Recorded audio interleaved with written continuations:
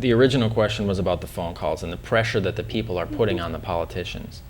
So That what it is happens? just starting. It is just starting. Okay. I mean, I have gotten emails primarily, some phone calls, weighing in one way or another. You know, take the GOP budget, take the governor's budget, you know, compromise. And to me, that is what we need to get to. We all come to the legislature with our personal beliefs.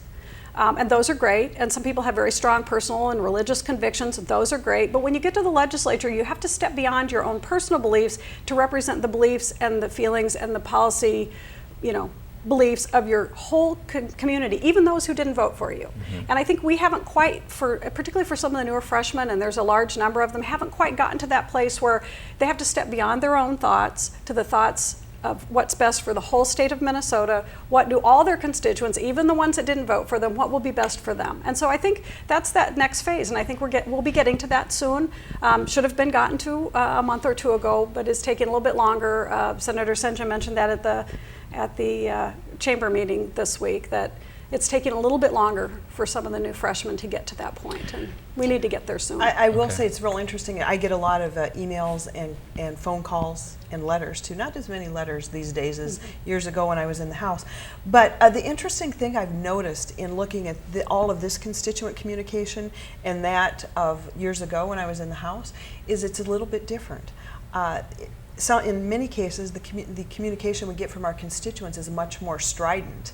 And I wonder if that's just kind of a function of the fact. You mean more partisan, do you mean? I don't mean partisan. I mean more set in their beliefs as far as this is how it's got to be, and there's really not a lot of middle ground here. And I kind of wonder if that's because you know, we all have our iPods. We choose what news channels we want to listen to. We listen to them when we want to listen to them. You know, we select our own music that we want to listen to. So it's kind of like, you know, when I was growing up, probably when you were growing up, you know, we had 3 news channels. And that's what we chose. And I think there was a culture, had a huge and there was a impact cultural on our communication. narrative there when we were growing up. Maybe not so much. You're a bit younger there, Donny. But and I kind of wonder if that cultural narrative is missing, so to speak. So it's real interesting in the communication. It's a much more kind of cut and dried. Do you guys hear more from the other party, more from people that you believe to be from the other party? I would say it's very, at least my communication is very mixed. And I have a large base. As when you've been there a little bit, you start getting a base of people you communicate with regularly.